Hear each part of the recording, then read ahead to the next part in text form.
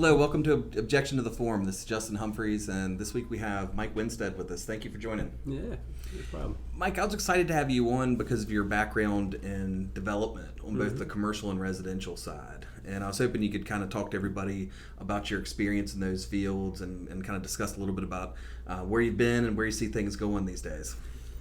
All right, well, I think we've been in development construction, like you said, for a long time. I guess in the late 90s, I actually started in property management. Development, construction kind of came at the same time for me around 2000. We started working with, I used to work with some guys that used to play football, named Bostic Brothers. They were one of them John played Bostic for the... As Jeff. One of them was the Hogs, right? The former Redskins. Redskin. I used to have I think it was either John or Jeff autograph. Somebody ran into him. Maybe it was somebody around this area. But I was a huge Redskins fan when I was a kid, and I used to play football. I was a guard on the offensive line. I believe that's what I think Boston was either center or guard. And I remember having that. That was kind of a cool thing. So that's awesome that you were. That was probably Jeff. He was the Hog. His brother Joe played for the Cardinals. So they were both Clemson guys, both really, really good football players. But we worked with them a while. Of course, after that, actually, a lot of apartment guys worked with them and ended up sprouting off on their own and running their own deal. But I did probably the early 2000s. So that's where it started. We develop, build multifamily, manage multifamily, and we've just been doing it for about 20 years. So. And that's what I was going to ask you when you're talking about starting in property management. So were you dealing with large, residential complexes or apartment buildings essentially? And is that what got you involved in started in the property management end of things? Probably like a lot of folks do. When I got out of school, I wanted to be in real estate, so I bought a few rental houses and I managed them myself. Well, that ended up going for me. I ended up working for a property management firm which did multifamily. So it was an apartment management firm that I worked for. And that's kind of like my wife's family's involved in property management in the Durham area, and they do. It's kind of similar. They've got some single-family homes, they've got some duplexes, some multifamily. They've got. I think they may have some condos or apartment buildings, but it's more of kind of the one-offs for individual investors or property owners. Is the type of things they're doing. Where they're managing for the owner. Yeah. That's not kind of a large company type thing. But a lot of areas in here, you'll have the company will build, especially in student housing. You'll have one entity owns all the units or the whole building, essentially just rents them out as individual apartments. Right. Is that kind of what you're doing now with some of your more recent projects? Well, we do quite a bit, but we of course we have different partners. Some apartment deals we manage ourselves, which we have a 200 or 300 unit apartment complex, and the management company is in the clubhouse. They're actually running the site, and the management employees work for our group. Of course, we do some work with some other guys who manage some of the projects. We don't do all of ours, but we have quite a bit. We're building and developing probably 6,000 to 7,000 units right now. So when you spread that out, we've got a lot of different management groups, and some we do ourselves and some we don't. So from the real estate nerd perspective, I'm interested when you do a large scale apartment building, are you setting it up kind of as a condo with hundreds of units, or is it just one structure and then the units or the apartments are for your internal purposes as far as how you segregate it out to rent to the tenants? We don't condominium. They're not condoed out is probably the term, but we do them as one entity. The apartment complex is one LLC, and then it's just rented individually. So not condoed out. Yep. Yeah. And so then I guess when you're doing a lease, it'd just be room 101 or not room. Apartment 101, apartment 102. So it'd just be on and on. So yeah. And I know that you're involved in several different states. Mm-hmm. And so how would you compare development in kind of eastern North Carolina versus Georgia and some of the other places where you've worked? Yeah, we've been mostly in the southeastern states, so Tennessee, North Carolina, Atlanta, South Carolina, and from a business perspective, North Carolina is one of the best places we work. Now, I could single out some towns, which I will not do, they're no fun to work in. But the majority of North Carolina is nice to work with. North Carolina is a good state for business. And some people may not think that, but when you go to work with other states, you soon realize that when it comes to property tax and just all around working with the state of North Carolina, it's one of the best. Now I grew up in North Carolina, so I'm a little partial. Well, and I know you. So you spent some time, I guess, as a county commissioner, and was it Guilford? Guilford County. Yeah. So I mean, I imagine that'd be beneficial in being a developer to kind of see things from the government perspective and to kind of watch how it works. And I know a lot of times these decisions are made, at least starting off at the planning boards and things of that nature. But the appeals, a lot of times it goes up to the commission or the board to make the decisions. Did that give you any kind of added perspective, seeing how the government processes and handles these decisions? Well, it certainly helped. I mean, seeing how government is run and the way that different commissioners think and get to the answers they have. But, I think before I started, I had a pretty good idea. We work with quite a bit of municipalities, as you can imagine, going through developing and zoning and trying to get projects approved. Being a commissioner did help me just understand some facets of why government works the way it does. But it's probably, again, a lot of decisions, government is hard to work with. As a developer, and when I got on the board, I thought I could help with that. When I was going to get on and start pushing things through. And, you think you could explain things in a way that might make a difference. But, at the time I was a commissioner, we were a minority on the board, and we had a large number of commissioners, 11, which you can imagine, 11 commissioners on a board, and everybody wanting to talk is I'll bet those meetings were brutal. Well, they start at 5 and end at 12, and I'm not sure we got anything accomplished. So, but there were some brutal ones, and I was there for 8 years, so you can imagine. I serve as a town attorney for a local beach town, and their meetings are fantastic, last about an hour or so.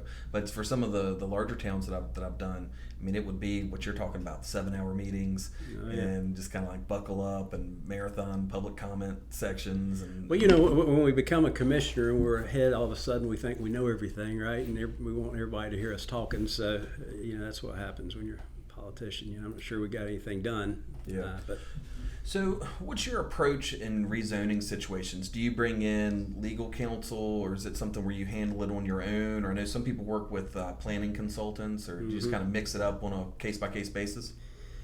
Well, when I first started 20 years ago, I liked to do it myself, right? So we'd hire an engineer who'd help us design the project. We'd sit with them, we'd talk in front of the board, and we'd try to get it done. But, it's gotten so difficult just because of what you have to do through the process.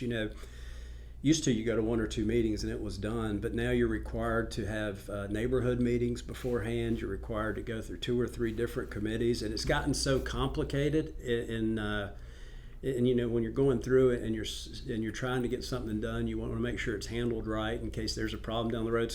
So long answer to your question is we've started to hire outside help to have to do that, consultants, attorneys, and we usually let them take it through. Yeah. Can you take us behind the scenes a little bit in a neighborhood meeting?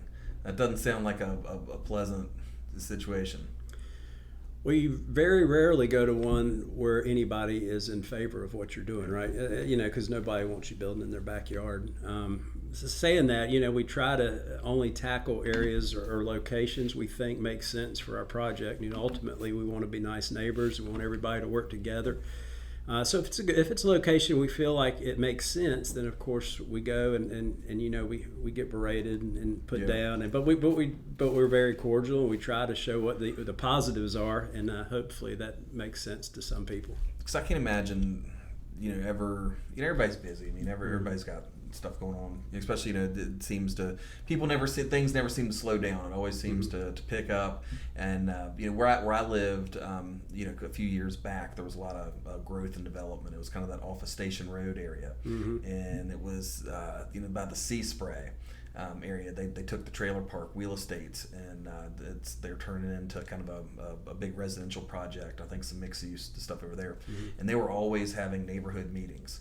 and we were getting letters like we need to go up there and voice our opposition. There was no letters that said, hey, this we think this is going to be a good project. It's going to help our property values. You ought to come down there and let everybody, come voice your support. It was a kind of a call to arms, so to speak, with all these letters we got. And I think it's what you said is exactly right. I mean, people probably, the supportive people or the people that don't care aren't going to come to a meeting.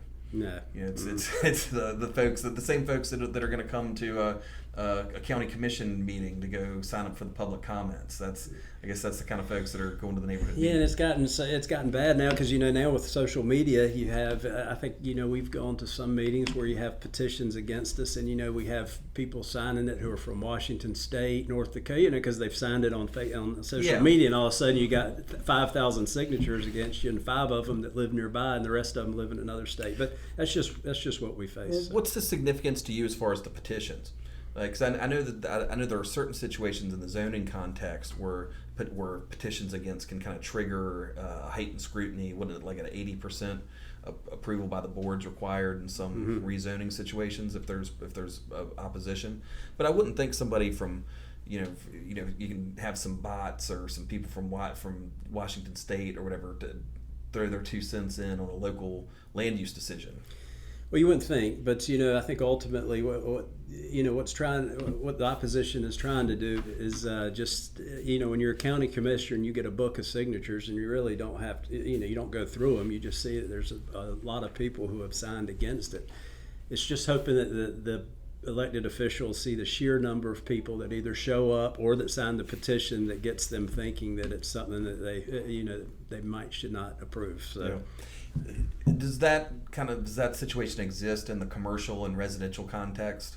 Like if you're doing a commercial development and you're going to rezone for whatever you're doing, do you have to have neighborhood meetings with the surrounding shop owners and commercial businesses, or is that only when you're in a residential? No, I think it applies for any rezoning now. I think a lot of the municipalities do it. Neighborhood meetings are required, and I think as part of that, you're required to send out notices to everybody within, say, a 1 mile radius or so many feet, and that would obviously include people nearby. Everybody would be invited within that radius. So yeah. I imagine the commercial context is probably a lot less resistance that you're running into for those type of situations. Because I guess local businesses, as long as it's not something that's going to interrupt their traffic or interrupt their ability to conduct their businesses, they're not going to set time away from work to go in and complain about a new business. That's right. Yeah, unless that radius happens to have some residential in it who's upset about traffic, that sort of thing. So if residential plays a part, then it's probably it does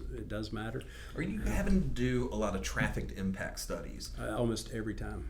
And what is there kind of a threshold of what they're looking for, or is it just they just want to see what the potential impact could be? Yeah, I don't know what the threshold is. It's traffic impact studies are funny because almost every traffic impact study you do shows that it operates badly and it's going to operate badly, right? Yeah. So really, I think the hope is doing the traffic impact study shows the traffic and figures out a way that you can do improvements to make it better as you develop. So I'm not sure. Is that so the government can have recommendations for maybe exactions they're going to require? We're going to make you put in this turn lane. Exactly. Yeah. We usually have it. Part of the traffic impact studies to decide what off-site improvements that we may have to do for a property. So that's one of the goals. I'd say in general, it's difficult to find really many places in town anymore. You'd say, well, yeah, the traffic flow is outstanding, and things. Well, it usually operates as an F, and it's going to operate as an F, and so that's just one of the hurdles you face. So. You go in there in your meetings, and be like, look, traffic's bad now, and it's going to stay bad.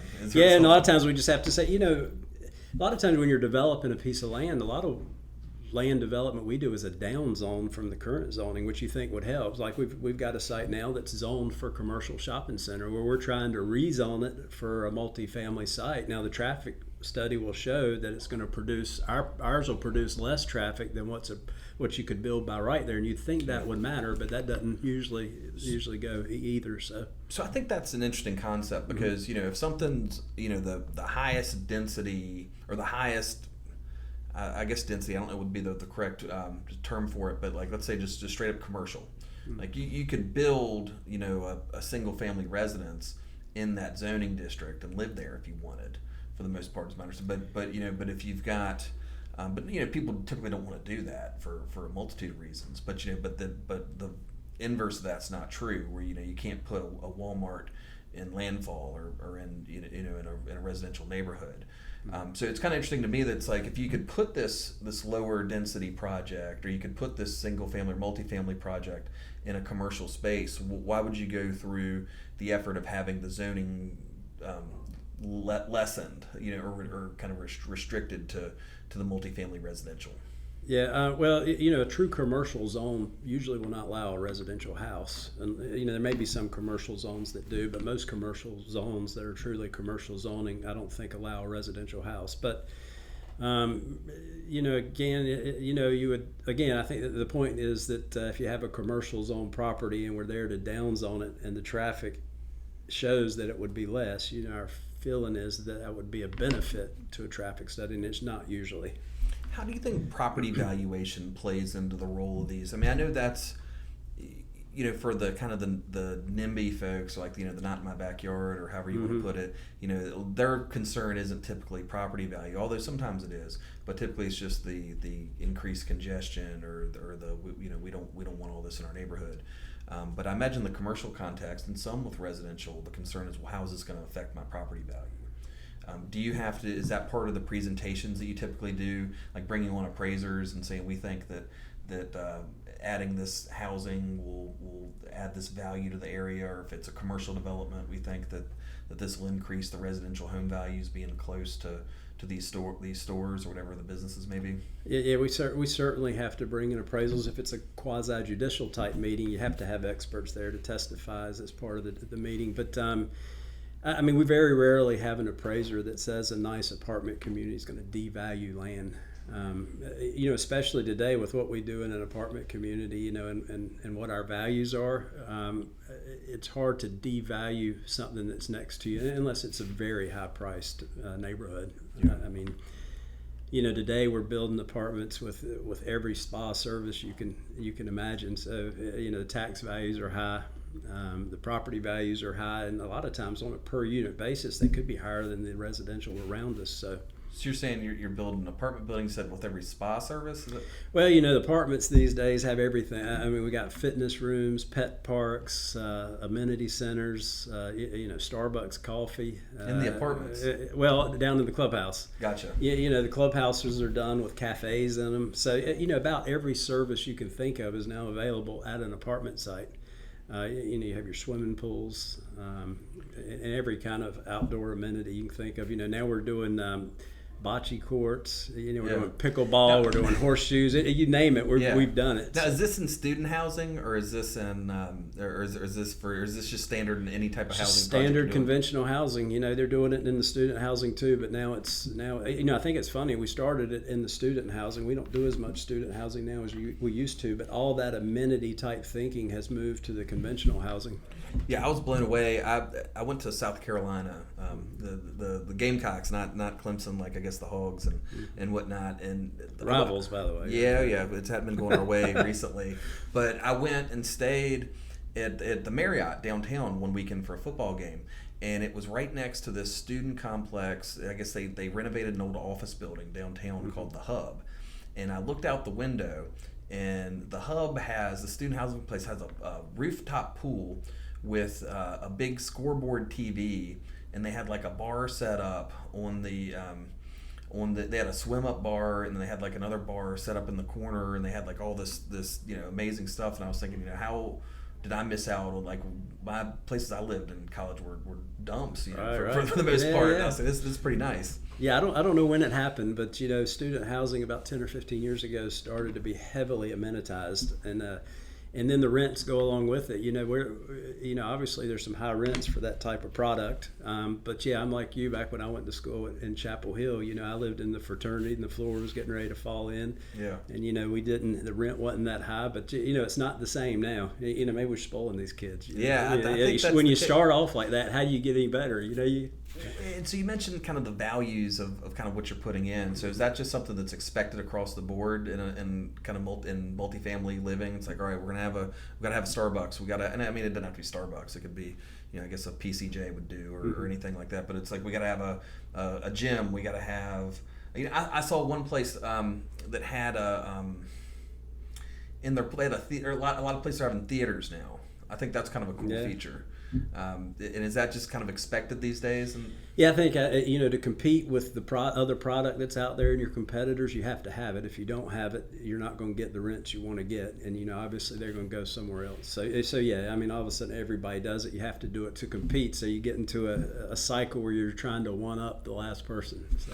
In the commercial sphere, are there things that your commercial tenants are expecting these days? Like I mean, I know a commercial tenant's not going to care about a gym or something like that, but are there certain amenities that they're looking for when making decisions whether to invest? I don't know. We don't do any commercial development, so I don't think commercial space would be like residential. My guess is it's more dependent on where you are in the rent and that sort of thing, or the lease payment. So I don't think commercial is amenitized like residential. Are you running into much opposition with trying to build multifamily or I'm sure it varies from jurisdiction or municipality to municipality. Mm-hmm. There's some of the people that are kind of the roll up the ladder context, or we don't want all these folks coming in because it could be traffic or it could be whatever it is. But do you find much resistance in your typical project?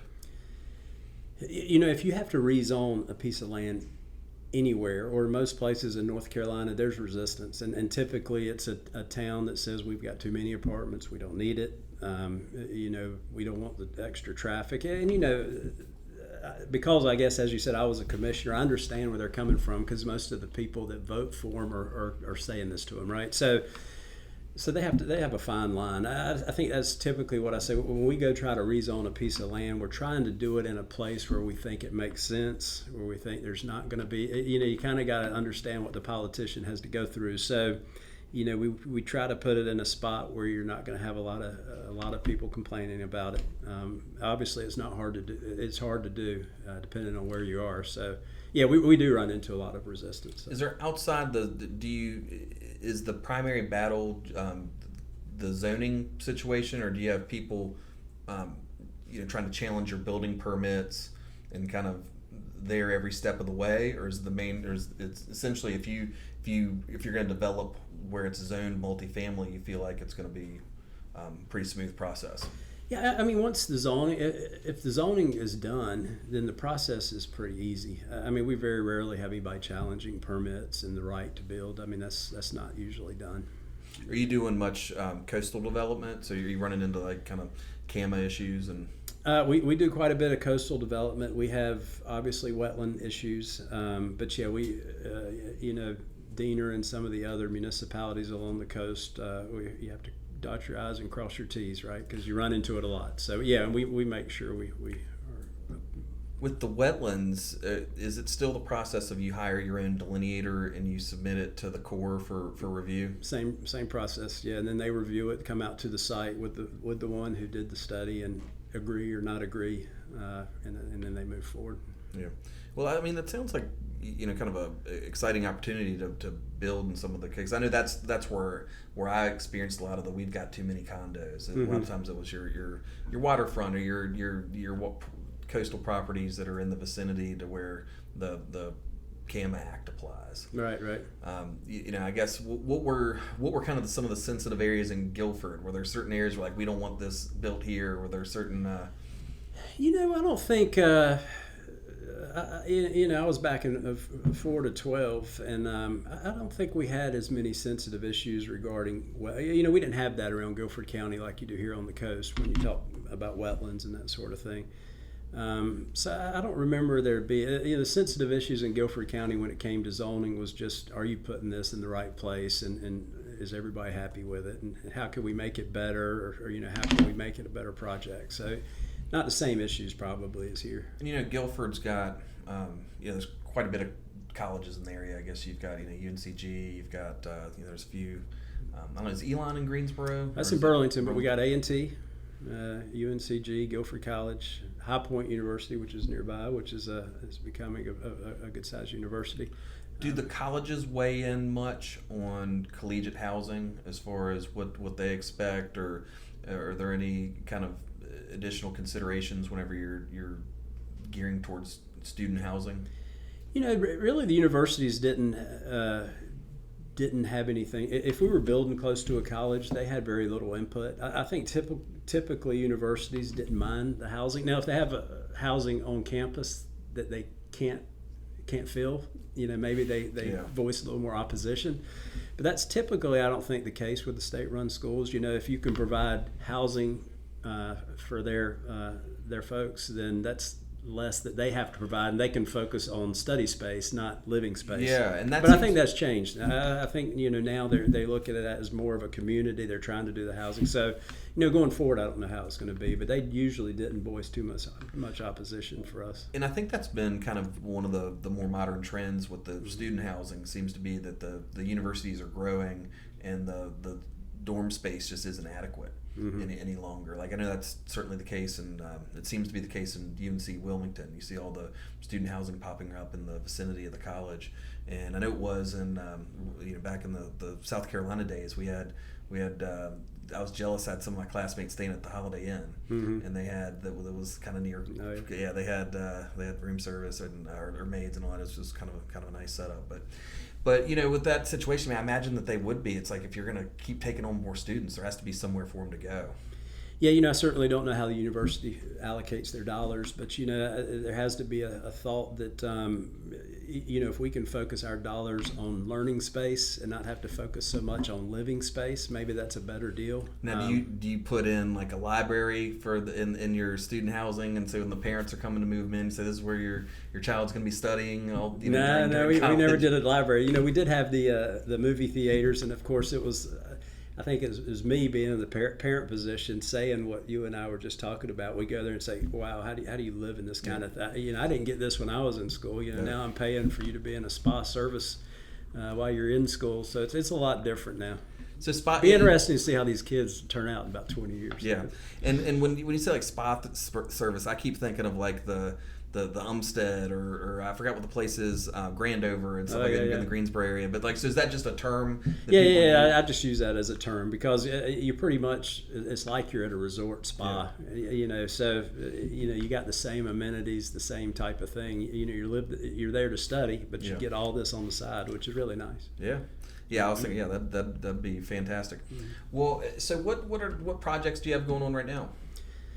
Like I say, we're pretty busy. We got like 12 or 15 different communities up around North and South Carolina, probably 3 or 4 right here along the coast. So they range from probably 200 units to 340 unit sites, spread out around north. Usually, around Charlotte, Raleigh, Wilmington, Greenville, Charleston. So we cover the North and South Carolina areas. Are you holding on to the projects and managing them after you build them? Every project we do it assuming we're going to hold it. Now, saying that, I'll say in the last year or so, there's been quite a bit of value placed on apartments, which gets your partners thinking about selling. So we've sold some, but everything we do, we're assuming we're going to keep it. Now, we manage some of them, our partners manage some of them, so it just depends on the partnership on who's managing it. Are you having difficulty navigating being a property manager during COVID? Well, luckily I have somebody who runs the management and they handle it, right? Gotcha. But there have been a lot of obstacles for everybody during COVID. It's changed a lot about how things are done, and it may have changed things going forward on how things are done. Sure. So. I mean, and specifically what I'm thinking about when asking that question is kind of the CDC's decision to interject itself into landlord-tenant relationships with the whole thing of if you submit the affidavit saying you're trying to pay rent, then nobody can evict you. And from what I understand, I know that was set to expire at the end of March, but it looks like that's going to be extended out. And I'm surprised that it hasn't been challenged yet, because it kind of seems, one, outside of the federal government's kind of regulatory powers to get into local state contract issues, and then just secondly, I mean, it's just a regulation by an administrative branch of the federal government. And how are they going to tell people they don't have to pay the rent? But I know it's put a lot of pressure on kind of some of your smaller investors that might have a couple rental properties with mortgages, and now the tenants don't have to pay the rent.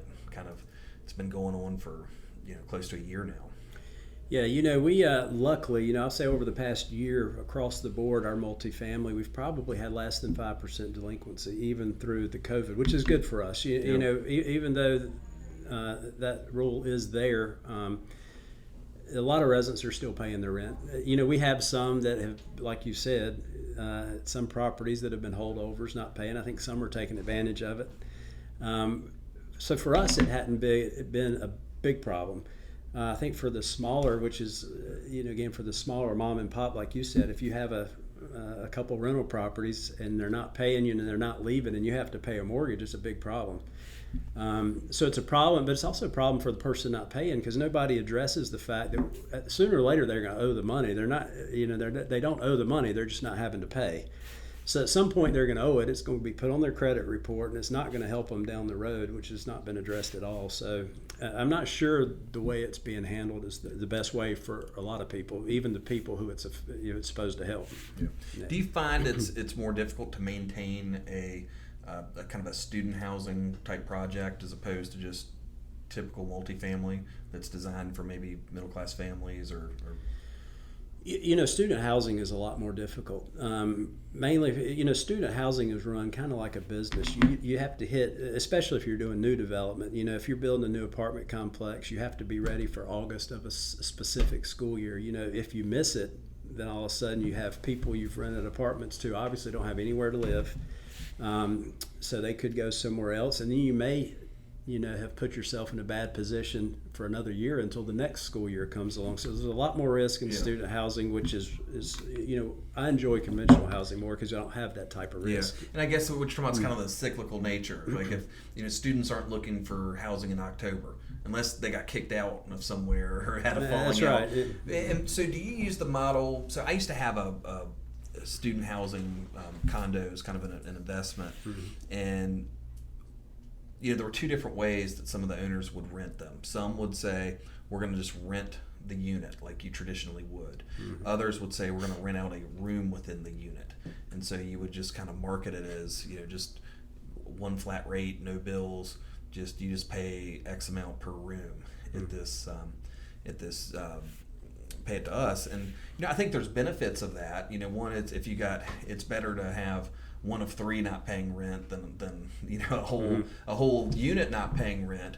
But then you kind of got into a lot of the relationship business, where like somebody doesn't like anybody anymore, or they're not getting along, and happens every time. Yes, that doesn't matter whether it's three. That's going to be the same, and I guess in student housing, no matter what, then it doesn't matter how you rent them out. Yeah. Well, we still manage and we still own student housing, and everything we do is rented by the room. And partly because we have to get a parent to co-sign, right? And no parent really wants to co-sign for another child. No.